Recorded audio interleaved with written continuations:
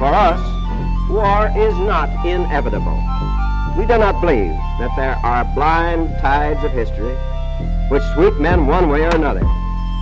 In our own time, we've seen brave men overcome obstacles that seemed insurmountable and forces that seemed overwhelming. Men with courage and vision can still determine their own destiny. They can choose slavery or freedom, war or peace. I have no doubt which they will choose. The treaty we are signing here today is evidence of the path they will follow. If there is anything certain today, if there is anything inevitable in the future, it is the will of the people of the world for freedom and for peace.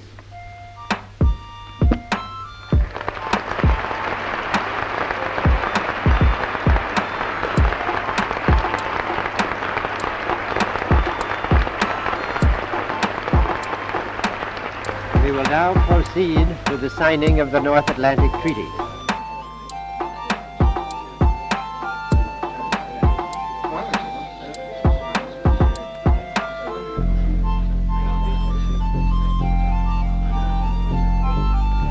The treaty shall enter into force between the states which have ratified it as soon as the ratifications of the majority of the signatories, including the ratifications of Belgium, Canada, France, Luxembourg, the Netherlands, the United Kingdom, and the United States, have been deposited.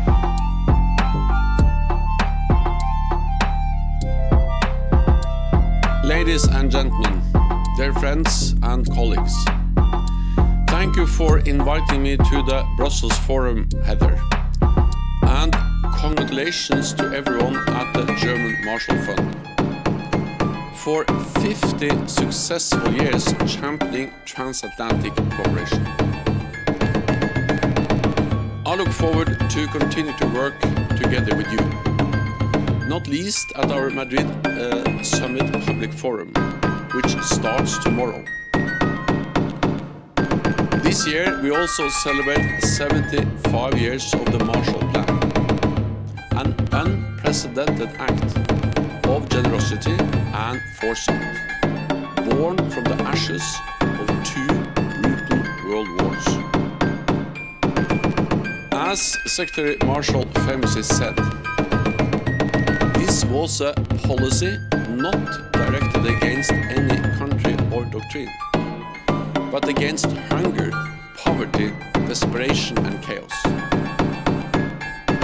The United States allocated over 5% of its GDP at the time to rebuild a broken Europe.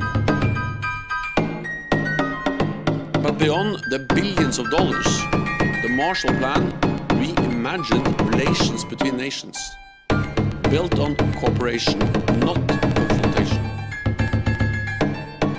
It underpinned European integration, which in turn paved the way for the creation of the European Union. And it led to the establishment in 1949 of our great transatlantic alliance.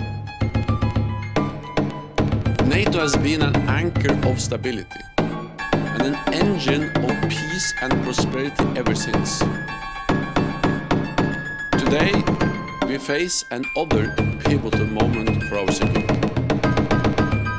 Russia's invasion of Ukraine has shattered peace in Europe. And authoritarian regimes like Russia and China are shaking the global rules and foundations that have kept us safe for decades.